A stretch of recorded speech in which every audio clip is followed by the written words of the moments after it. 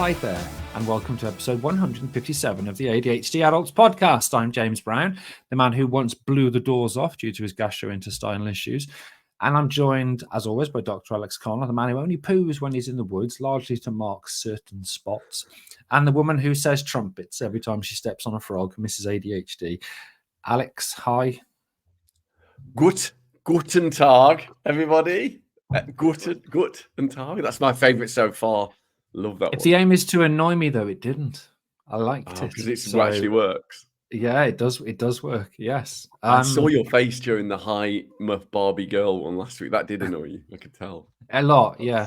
I can tell that stepping on a frog upset Sam in some way because the look of confusion on her face. I would never step on a frog. I know it's a euphemism, and I know you don't understand why you wouldn't just describe something as having a fart, for example. Like you wouldn't understand why you would call it. And doing a fart, having a fart, I don't know. Best start ever. Guten Tag, everybody. Yes. Yes. Sam, hi. Why would you call it stepping on a frog? It's named because the noise. It's just a name. It used to be in Viz. It's a euphemism for farting. Quack. Oh. Yeah, what's a creaky floorboard there? Anything that people say to make light of the fact that they've just farted, whereas you shout, "Oh, trumpets!" when you do it. Yeah. Yeah. I don't know how I am. How are you? Oh God, no. Alex. Yeah. I'm excellent. Thank you both. Thank you for asking. The jingles intern tells me we either have got one or haven't. It's not clear. We might never have one. Listen, it might have just played. It may have just played because that's how close we were when if you this turn was into recorded. a different person.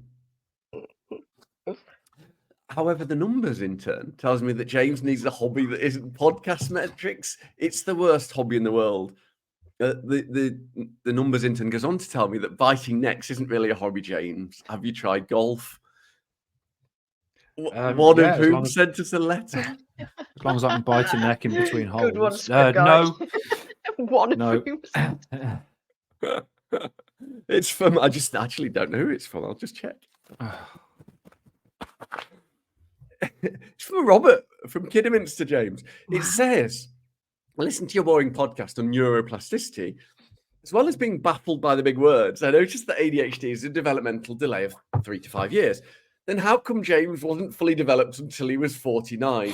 Is it because he's special? Yes, it is. No, yes, it is, Robert, in a word. I've had a real letter. No. Can I read it out, James? No. Yes, please. It says, "What's up?" Just a fun hello for James there. Don't enable him, people, please.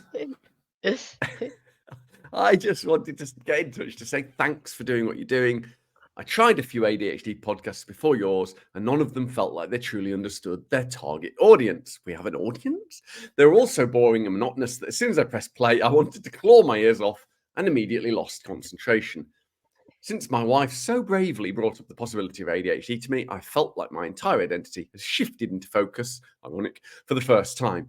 29 years of self-loathing, disappointment, thinking myself stupid and feeling like an outsider is starting to slip away. And taking its place is understanding, stronger relationships and self-love, but not the kind you're thinking, it says here. I love it is the kind, come on. I'll always be grateful for that. You truly have changed my life for the better in basically every way. Jack, yes, you can use my name. That is an amazing letter. I'm going to make a silly joke. Thank you, Jack. Thanks, Jack.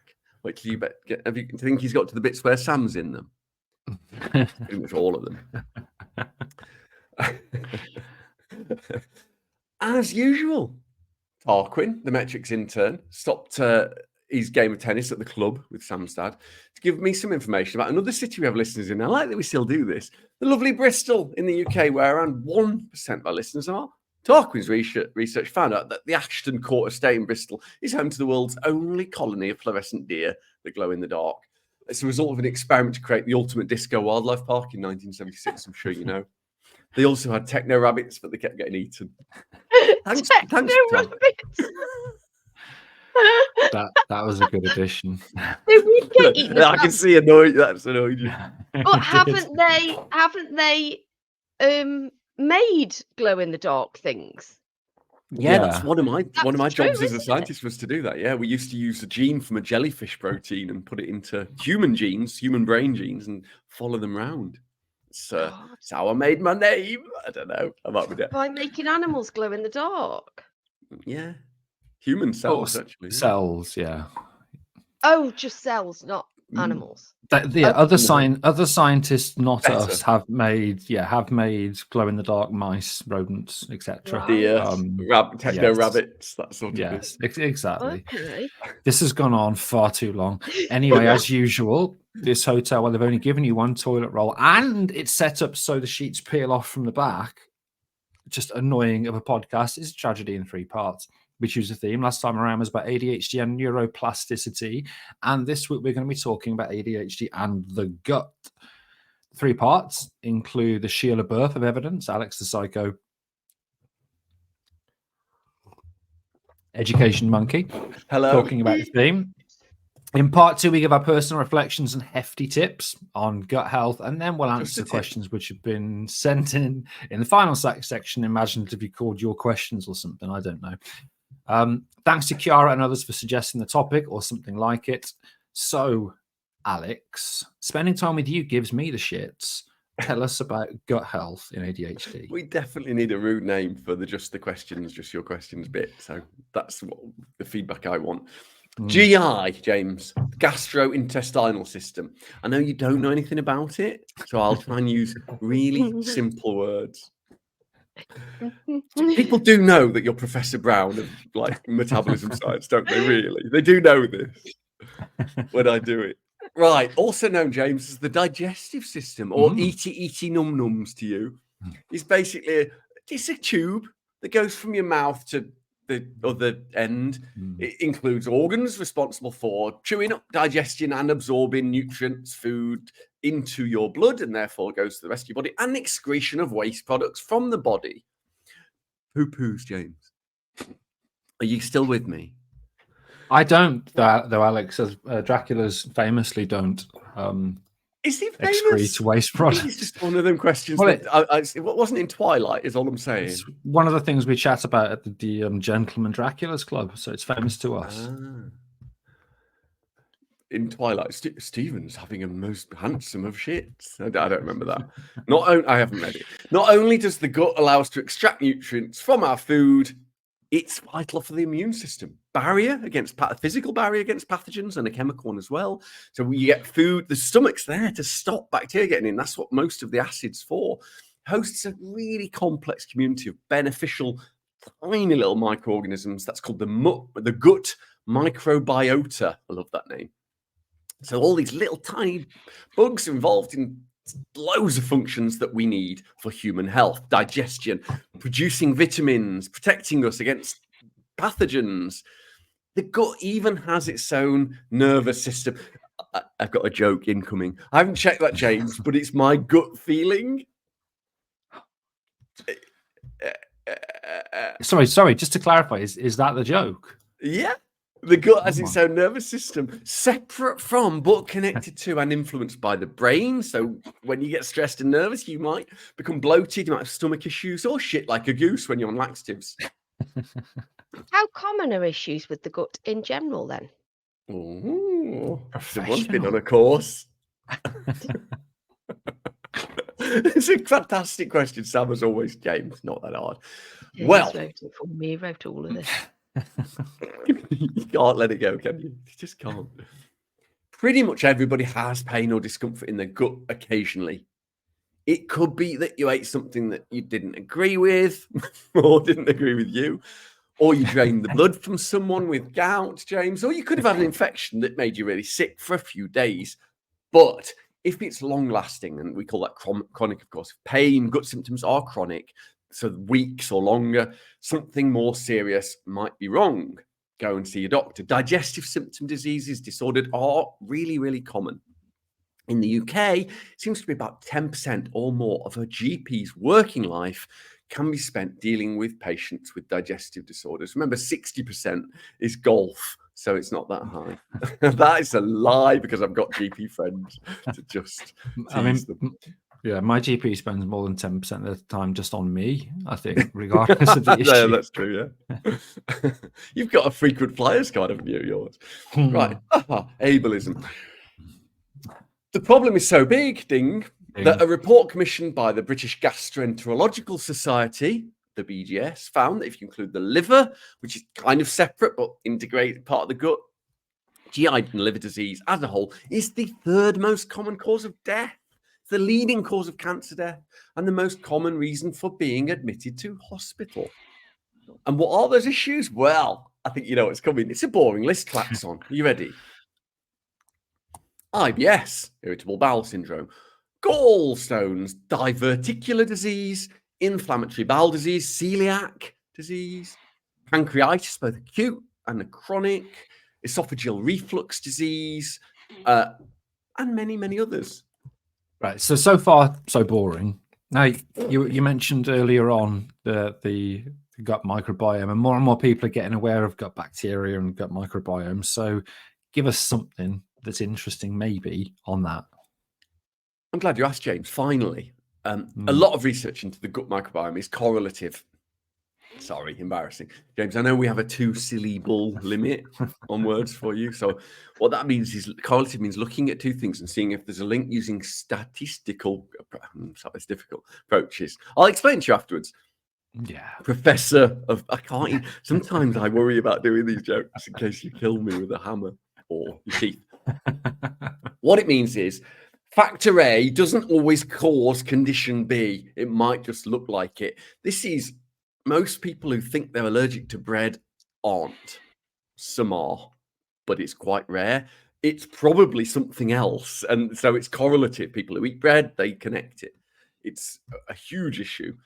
Ding. The gut microbiome, this is the complex community of bacteria and viruses and fungi and other microscopic living things, is probably, very probably, fundamental to many of the body's processes, digestion, the immune function, even the health of our brain itself.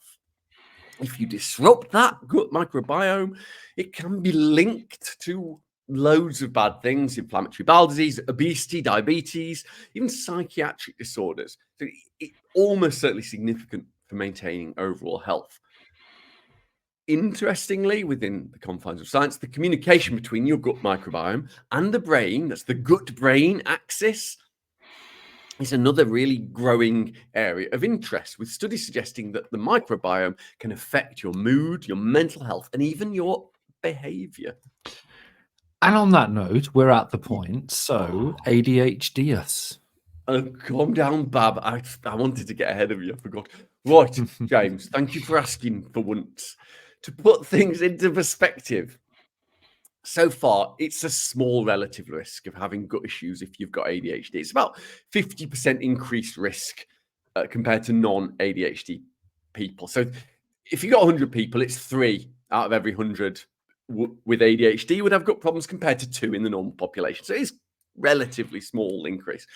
Sometimes seeing a figure like 50% increase can be confusing, but it's just 3 instead of 2. Scientists are usually pretty bad at explaining what relative risk means compared to absolute risk.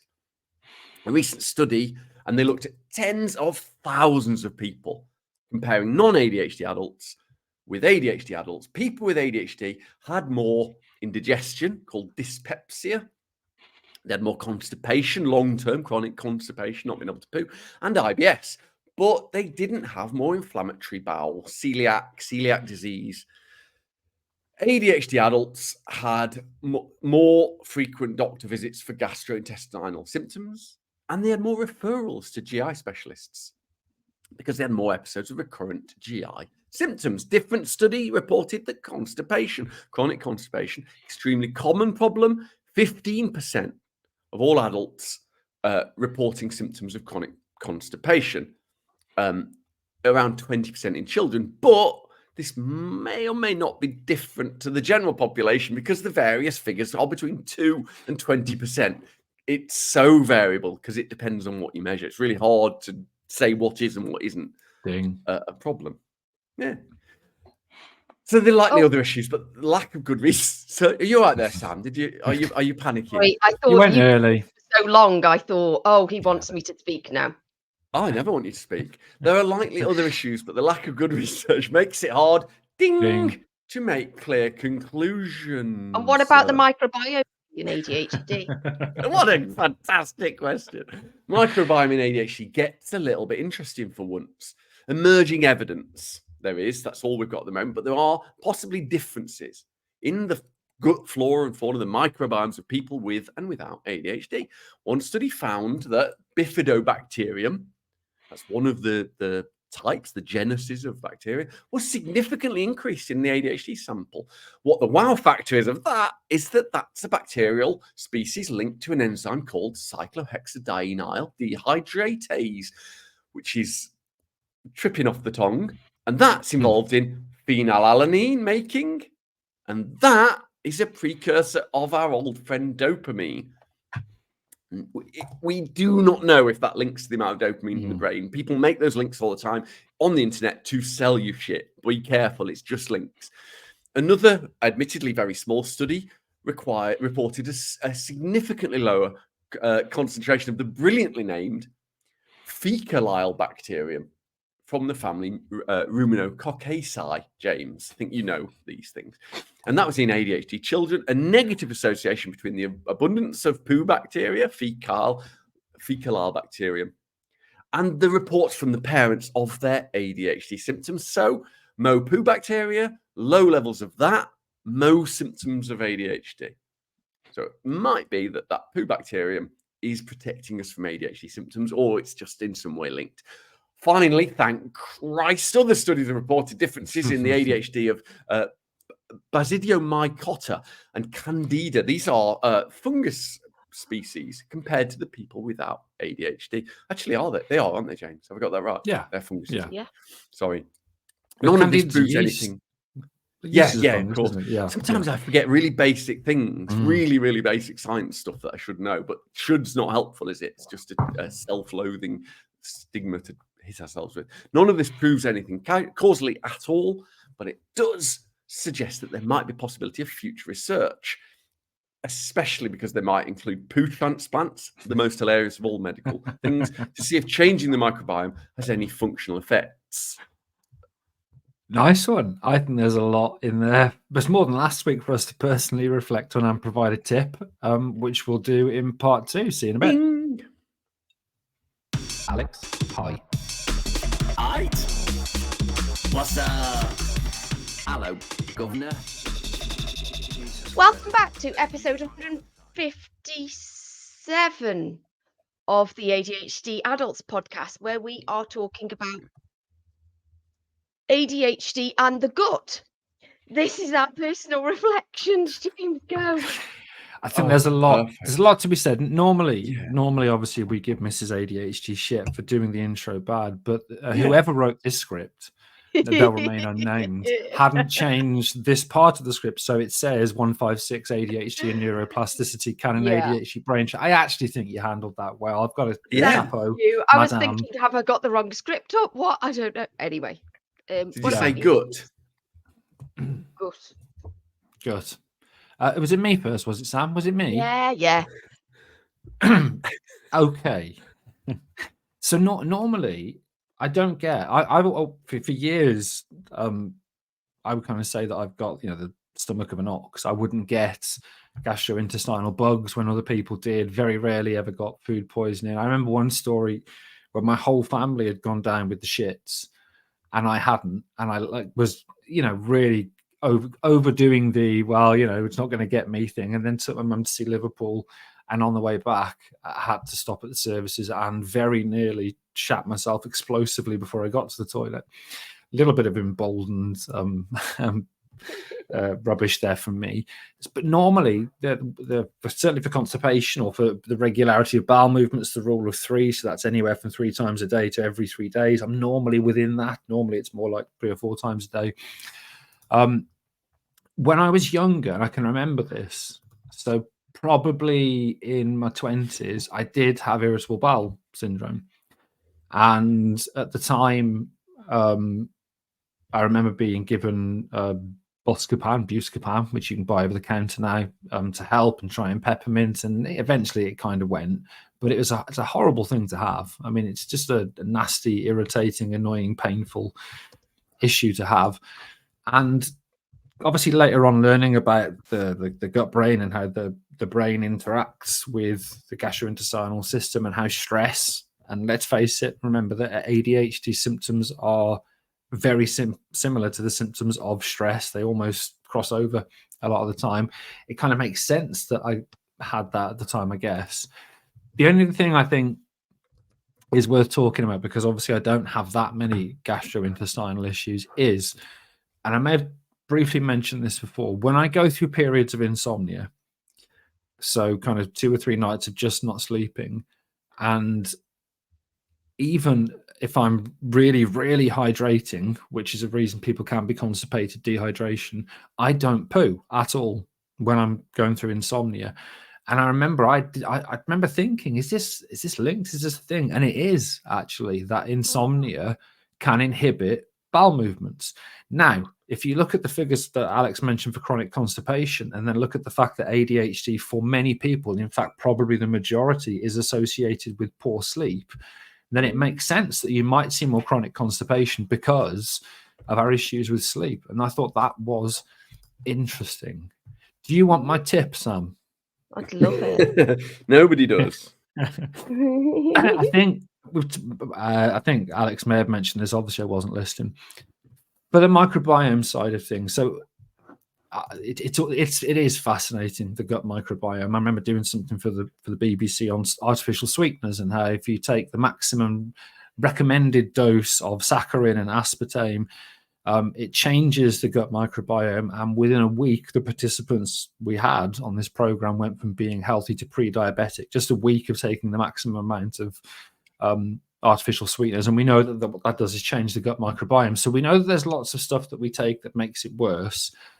What we don't really know, unless you've got a gastrointestinal problem, like, for example, diarrhea, is how effective stuff that's meant to improve the microbiome is. So you'll see now, well, particularly now, I guess, loads of different probiotic products which will give you, numbers in 10 to the 7, 10 to the 8, 10 to the 9 of the number of bacteria that are in there, and they'll give you, several different families or genuses, Alex, I don't know, of bacteria. Now, we know that these probiotics can help in some specific issues which are there. But if you're just looking to improve gut health, there's very little evidence that a lot of these products actually even make it to the large intestine, which is where most of these where most of the microbiome is. So don't spunk your money on something unless it's got literally evidence, and not just as a supplement, them saying this will improve your gut health, because it probably won't, if that makes sense. I think that's, obviously it doesn't. Really balanced. Yeah. Sam, do you want to go next? Yeah, I have struggled with IBS and shit all through. Well, I don't now, actually, but it was before I went vegan. I really, really struggled with it. And I think it was mostly anxiety, although I still have anxiety now. Anyway, yeah, because when you're anxious, you do get all the IBS symptoms, don't you? But one thing that popped into my mind when you were talking about Candida was I went to see this nutritionalist because obviously I was just bloated and in pain all the time. I didn't realize I had endometriosis either at the time. And he put me on this Candida diet where I wasn't allowed to eat any sugar, any yeast, any mushrooms, any vinegar, anything that had been in a microwave. I had to take these special tablets that his friend made. And he wanted me to get all of my fillings removed from my mouth because they've got mercury in them. He used to stick like a prong into my toe every week and would tell me if I'd been eating the wrong stuff. And I followed this diet for like 6 months, and I'd pay £60 every visit and would go twice a week to try and cure this IBS. And that's desperation, isn't it? Because nothing works. So we believe bullshitters and grifters. I kept going to the hospital with pain. I didn't realise I had endometriosis, so that was causing a lot of the pain. But also, I was just anxious. That causes IBS. And weirdly, I don't know if, like, it used to take me a long time to digest meat or something, but it got a lot better when I went vegan for some reason. So I still get IBS if I'm really, really anxious, but day to day, I'm fine. But yeah, the candida thing just reminded me of that nutritionalist. Haven't got any tips for this. Just don't be anxious. and remember that menstrual cycle increase exacerbates IBS symptoms in women Yeah, as well. and fucking endometriosis really does. It can track your cycle, can't it? IBS. Well, there's your tip. Don't get that. Yeah. Try not to. What about you, Alex? Yeah, no, I've got a sensitive little tummy, James. I've loads of food allergies and intolerances, loads, really? fruit, onions, milk, really problematic, always have had. So I have to be really careful. And the meds, lisdexamfetamine has serotonin inhibitors in it. And remember, like, is it 80% of our serotonin is used for the gut, not the brain? And maybe it might be even more. So I get really problematic stomach issues on the meds. So they go away if I eat. So I have to just know to eat at the right times. That's why I look at my watch when I'm offered a popsicle or whatever they're called. Jack, still teasing me about it. This week, my 16-year-old nephew was staying, and I was telling. So this is about ADHD, paying attention and social rules. I was telling a really graphic story about when I had proper diarrhea on the toilet while I was vomiting into the bidet, coming out of both ends, creating a kind of vacuum. And I looked over, and he was like glumly trying to eat a raspberry magnum while I was telling the story. It was really, really unpleasant of me. I was so disappointed in myself. Yeah, I used to have a bidet. I haven't got one anymore. I'd love a two bidet. things. Yeah, everything you said, Sam, is probably evidence-based as well, to be accurate. The meat can be a real problem. For me, the two best things I did to help with my stomach issues, it isn't IBS, I'm just a sensitive little boy, is this one has changed my life. Waiting to poo till I really need to poo. That's one of the best bits of advice I know what you mean. Yeah. Just wait to poo. And the other one, I'm afraid, is Captain Buzzkill. Drinking, stopping drinking, changed everything. Really. Did that used to affect your gut then? Really badly, yeah. I don't know. It could be stress. So it could be because a big problem with alcohol is the lack of sleep. So everything you two have described, the insomnia, the menstrual issues, endometriosis, stress, all of those. Remember, they're all forms of stress, and they're all insomnia and ADHD look dead similar, and they exacerbate each other. It's a vicious circle. And so anything that affects your sleep could be the reason, could be correlative. I'm not saying it definitely is. And yeah, really, really problematic. What my tip is, nice.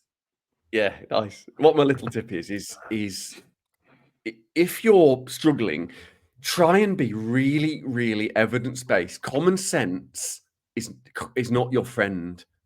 Correlation is not your friend. The internet definitely isn't your friend. Try and be a critical thinker as much as you can, because I assumed it was a thing. Bread would be a really common example. We're omnivores that are designed to eat most things. And so it's really important you do check that it is what common sense or the internet tells you it is. So just the facts, ma'am. Columbo was amazing. Do you remember Columbo? Loved it.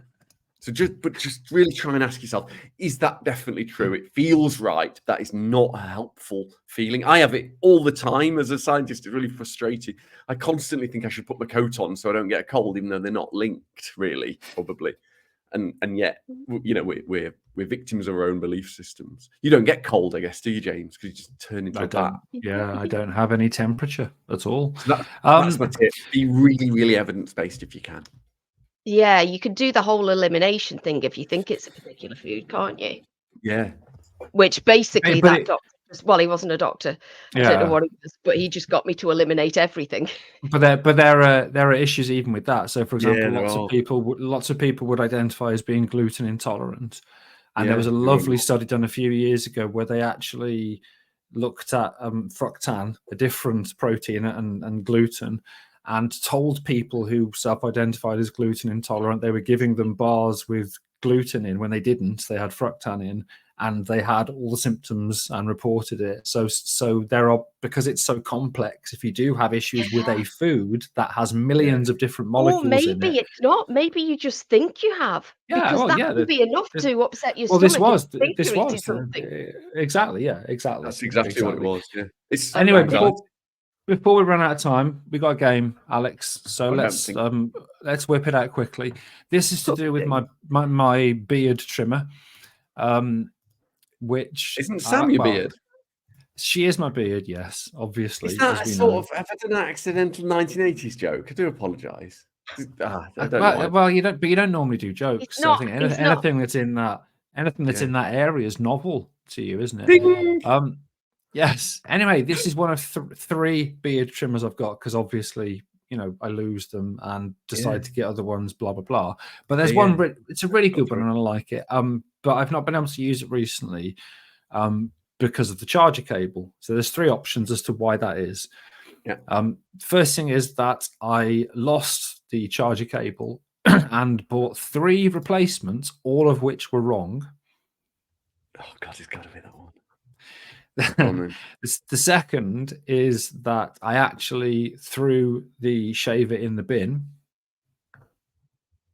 That's next to my desk here. And I was about to read the wrong bloody answer to a different question out then. And the third option is that I had the charger cable all along, but I was putting it in wrong. Ding. I mean, that writes itself as a joke. But, I mean, I really wanted to be putting it in wrong, because that is literally what Sam says about you on her other podcast. Which isn't a Dracula joke, but it's a good one. So it isn't that one. I don't think you threw it in the bin because you don't even know where you've been. I've got to say it's the lost 3. You bought 3 and lost them all. It's got to be that one, surely. No, it isn't. I did buy a replacement bag of multiple cables. None of them fitted. And it was that point that I actually found the charger cable and was like, oh yeah, I've been trying that, and realized I'd just been putting it in like a USB port the wrong way, and it hadn't been going in for ages. Ridiculous. Your sex tape, definitely. It is. Yeah. Does that make us? I bought 3. Don't hang on a minute, just a second. Yeah. Let me glory in the fact that I'm in the lead for the first time, I think, in this series. Well, you would be if I had 2 options. You're not if I have 3, are you, mathematically? So that's not really relevant. I bought 3 cases for my phone, and none of them were the right one. I ordered 3. I remember you telling us, yeah. Amazing. Yeah. Well, on that note, we will come back in a minute to answer some of your questions. So we'll see you then, I guess. Aye. It's a shit game.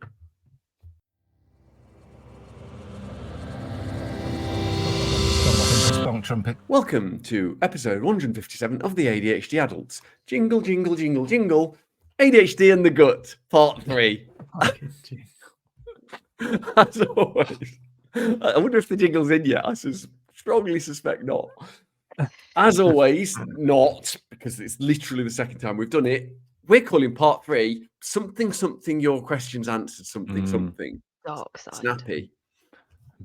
As once before in part 1, because it's really confusing. Sam's going to ask us the first question. Have you got one for us, Sam? Who's it from? What is it? It's from Jude, actually. And they said, do you know if there's any link with ADHD and low B12? I know I haven't got low B12, although actually I did do tweak it.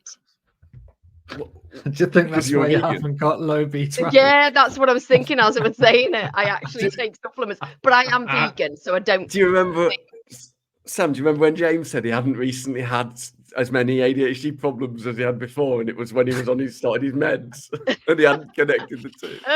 And he's laughing at you. And I feel I have to go against the grain here to point out that James is, in fact, a professor of metabolism and can probably answer this better than either of us. Go on, James. What's the actual fact? So we talked a little bit about this in the nutrition episode. We did do a nutrition episode, didn't we? I'm sure we did. Yeah, like literally. Yeah, and Monday, it was a couple. Yeah. It was a couple of episodes ago, and because there are lots of studies which will identify a deficiency in a population, a little bit like the microbiome stuff, sometimes that turns into, oh, well, if we give that population this thing that some of them are lacking, it will improve their symptoms. With B12, which is, remember, there aren't that many common vitamin and mineral deficiencies. Even with the shit diet that we've got, they're not that common. No. It's kind of inconclusive. If there is a deficiency, then supplementation probably helps. And we do know that B vitamins are involved in neurotransmitter production, but there isn't any strong link when it comes to ADHD and vitamin B12 levels that I'm aware of anyway. What about you, Al or Sam? No, I mean, if you don't know it, I definitely won't. What we know is what James said. There aren't any proven vitamin deficiencies linked to ADHD, apart from maybe iron in a very small subset of some children. And so, if you're taking vitamins without a doctor saying you've got a deficiency, you're buying expensive urine. And the only link to health from everyone taking vitamin supplements is it could be worse for your health, not better. I wouldn't take anything without checking with your doctor because it can affect the meds, can't it? It's not just coincidentally, we used to know somebody that effectively bought expensive urine, didn't they, Sam? The guy that your friend, I'm not going to name him, met in a park somewhere. I mean, you can't name him. He's dead now. He is, yeah, but still, yeah. That's not what. I don't know which thing to ask about first. Well, should I? Don't name him, but tell us the story. Well, my friend, my friend thought he was meeting up with somebody on Grindr to have sex in these toilets in a park, but actually the guy just said, "If I give you 50 quid, will you just piss in my mouth?" And Dennis was like, "Yeah, all right then." I mean, I was hoping for more, but yeah, he pissed in his mouth and got 50 quid. I mean, I'd do that for 50 quid. I think I get stage fright. No, I wouldn't mind at all, but I haven't got 50 quid, so it'd be a bit tricky. Anyway, question. Yes. Wow. Alex. Right. This is from Flugzeug, which is an amazing name. Okay. Hi, James and Sam. And Bruce, Alex, you guys were the first result when I searched for ADHD on Spotify, and I'm so glad I didn't scroll further. That's classic. Absolutely loving the podcast. Listening to it non-stop at work has helped endure the medicine shortage so far. Ding, discard, and klaxon are all firmly cemented. Ding in my vocabulary. It's definitely not one. I've just finished episode 121. But the gleeful delivery of "That's right, James" gets me every time. Anyway, I'd like to know if having or being ADHD increases the likelihood of experiencing musical frisson. Goose pimples, James. Oh, I love that. I've got to stop.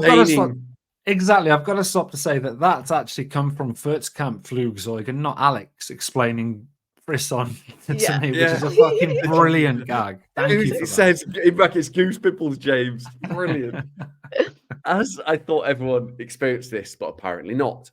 I suspect so, what with intense moves and whatnot, but you feel more entertaining than just Googling it. That's so brilliant. Also, is perfect pitch more prevalent among individuals with ADHD? I'm fairly certain it isn't. I also thought all musicians had this ability. They don't, and have had it as long as I can remember. Anyway, because this text field is narrow, I have no idea if I've rambled or not. I love the nonsense, as you refer to it, and eagerly await many more. That is really, really lovely. There's a lot to deal with there. Does anybody want to? So perfect pitch is much less common than people think. My wife is a professional harpist, or was, and doesn't have perfect pitch. Most people she knows in the professional orchestra don't have perfect pitch. It's something you have to develop very early and maintain. So it's really, really rare. And I don't think there's a link to ADHD with it as well.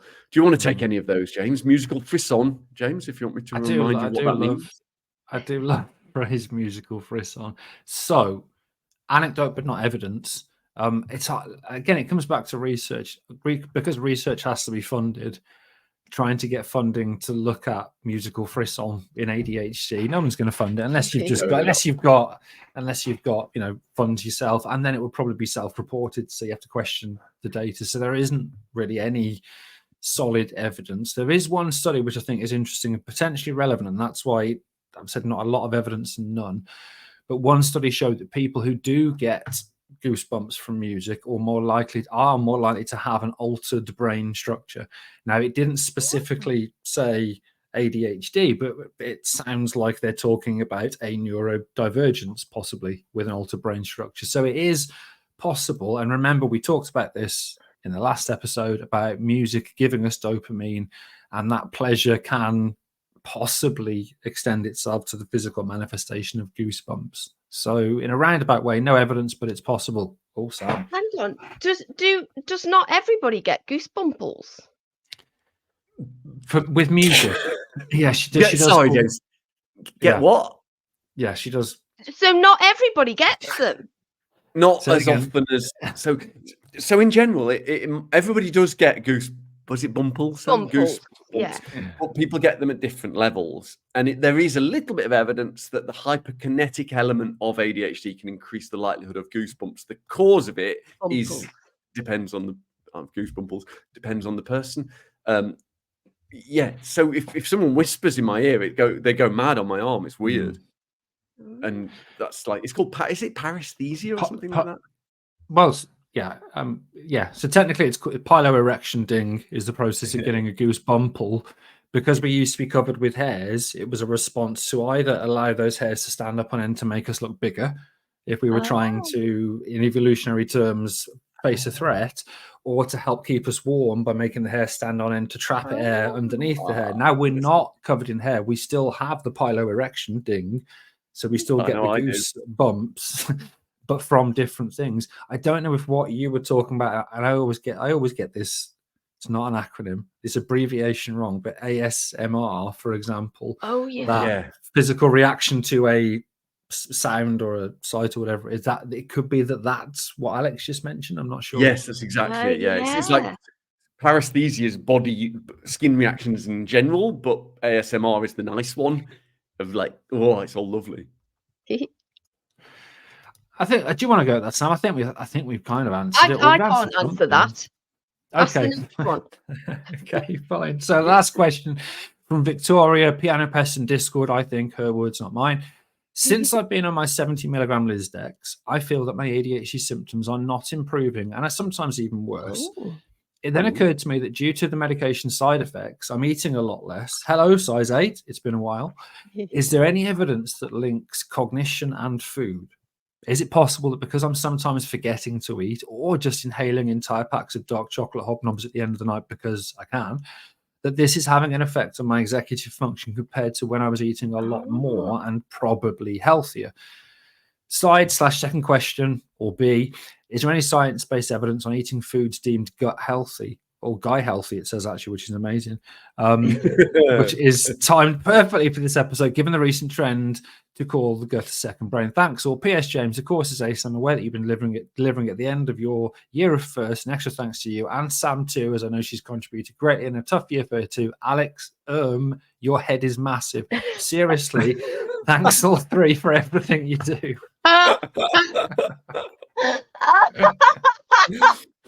Balloon I just like head. to be included. I'm happy. And there's actually an emoji of a balloon as well after your head is massive, which is amazing. So balloon head, do you want to have a bash at that? I think the first thing to say is go back to your doctor. Definitely, that's the best advice we can give you. That if the 70 mg is a high dose, if your ADHD symptoms are not improving, sometimes worse, and you're losing weight, you do need to go back to the doctor. Some people have appetite problems with Lisdex. If the symptoms aren't improving and you don't feel as healthy, it absolutely is a medical issue. No question about it, I think. And it's sometimes a bell-shaped curve with ADHD meds. So you don't, the more isn't better. So it might be that they need to bring you back or change or something, have that conversation. Because yes, the unhealthy eating, not enough nutrition, can cause cognitive problems. James? Is bell-shaped a ding? Definitely, yeah. Yeah, we missed that. It can be a ding if you think that it was one. Push it in hard enough. Yeah, if you thumb it in. Yeah. Absolutely. I'd say it was a semi-on. That's So- interesting, though, and I wonder if it is because sometimes we're not good with metacognition. So I would quite often, because I'm on 70 milligrams, and I say all the time it makes no difference, and James has to say to me it makes a massive difference. So it'd be interesting to know if other people think that the symptoms are any Oh, better. It's and Sam, she hasn't said which symptoms, has she? And the meds don't Yeah. cure ADHD. I just realised that as you said it. So it might be Yeah. that she's talking about the ADHD things that the meds simply don't help with. Yeah, yeah. Victoria, I'm sorry they keep calling you she. It's incredibly rude when your name is written on the script. But Victoria, it's possible, etc., etc., etc. in retrospect. Yeah, it's a bit of a fair point. Thanks, Yeah. good God. Yeah, what a knob. Yeah, but what else was I going to say? I can't remember. No, James ruined it with his pedanticism. I know that's usually you. It really But is my it's job. interesting. It It's is. your job. Yeah. James, have you got any what actual else? evidence? Yeah, James. Yeah, So- you know this shit. So, food caloric intake can affect cognition.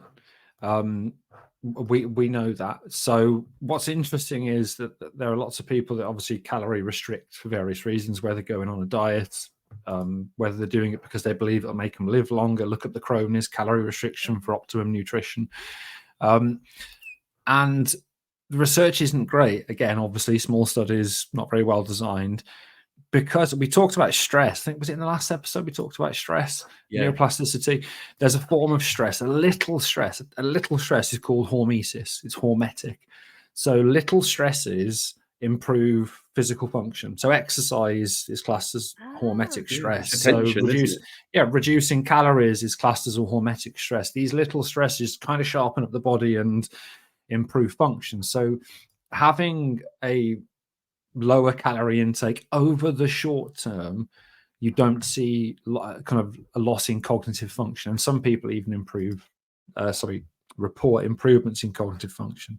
But all the long-term studies are rats and not humans, so it's really hard to tell. That's the title of your sex tape. It is, yeah, one of them, Al. One All of them. rats, not humans. All rats and not humans. From my kind of personal perspective, I eat the same way now as I did before I was on meds. I never had breakfast, never had lunch, would always come back from work and have tea. I know, I don't know, I just wasn't hungry. And I think it probably, it is healthier to eat metabolically, at least during the day, producing your size, breakfast like a king, etc. Because we know is that if you're hungry though? I think I read that once, but I'm not confident about it, so it's a genuine question. No, so it just metabolically, what we know is that because our brains are aligned, well, people without ADHD's brains are aligned with the light cycle, and we have clock genes which tell us when it's light and when it's not, and when it's not light we metabolize food differently, so we're more likely to store those calories as fat. It's one of the reasons that shift workers generally have higher levels of obesity than people that work during the day, because they tend to eat at night. So we should really have a big breakfast, a smaller lunch and a smaller tea. That's the healthier eating pattern. But often in ADHD, obviously our eating pattern is poor, either because of the meds or because of executive function. And we talked about that in nutrition.